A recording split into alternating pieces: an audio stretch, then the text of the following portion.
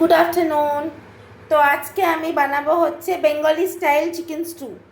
তো এখানে আমি পেঁয়াজ, টমেটো, গার্লিক এগুলো কেটে নিয়েছি। আর এখানে সবজিতে আছে হচ্ছে আলুটা আমার মা একটা সিটি দিয়ে দিয়েছে, বিকজ ডাইরেক্ট আলু খাওয়া উচিত না, সেই জন্য। ক্যাপসিকাম রয়েছে, গাজর রয়েছে, পেঁপে রয়েছে। আমার বাড়িতে আজকে বিনসটা ছিল না, তাই জন্য দিতে পারিনি।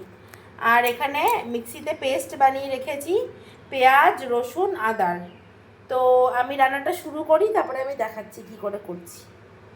কুকারের মধ্যে আমি একটু হোয়াইট অয়েল দিয়েছি, মানে রিফাইন্ড অয়েল দিয়েছি।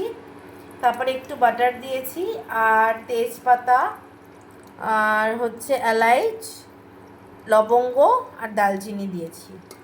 দিয়ে এটা হালকা একটু গরম করব, তারপরে আমি দিয়ে দেবো রসুন কুচি। তো আমি এখানে রসুন কুচি দিয়ে দিয়েছি। রসুনটা হালকা ফ্রাই করে আমি পেঁয়াজটা দিয়ে দিয়েছি। পেঁয়াজটা হালকা করে ফ্রাই করব, বেশি না। পেঁয়াজটা ফ্রাই হলে আমি সবজিগুলো অ্যাড করব।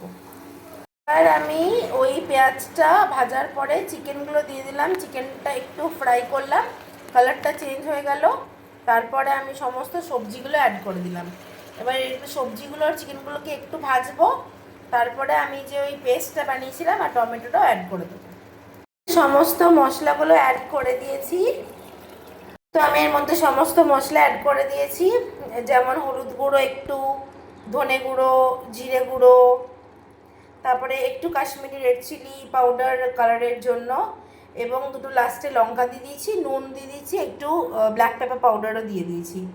দিয়ে সমস্ত কিছু কষিয়ে নিয়েছি। এবার আমি গরম জল দিয়ে এটা সিটি মারবো, 4-5 সিটি। আর আমি প্রেসার কুকার খুলে দিয়েছি। আমার চিকেন স্টু রেডি। তো আমি হালকা ওর মধ্যে বাটার অ্যাড করলাম। তো আমার চিকেন স্টু হয়ে গেছে, এবার আমি খাবো।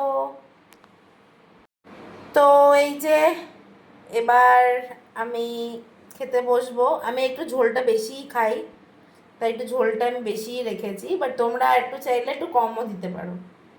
তো এবার আমি খেতে বসবো।